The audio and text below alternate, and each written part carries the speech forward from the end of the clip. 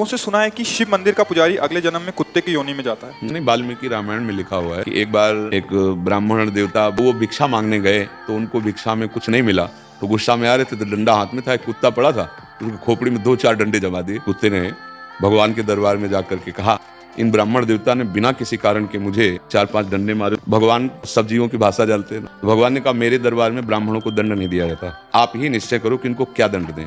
उनका प्रभु यहाँ का जो बहुत श्रेष्ठ कलिंजर पर्वत है उसमें जो आश्रम है उसका इनको महंत बना दीजिए। बोले प्रभु मैं पूर्व में महंत ही था, इसीलिए मैं आपको कह रहा हूँ कि जब महंत बनेंगे ना, भगवत अर्पित बिना किए जो भगवान के लिए आता है वो खाएंगे तो कुत्ता बनेंगे।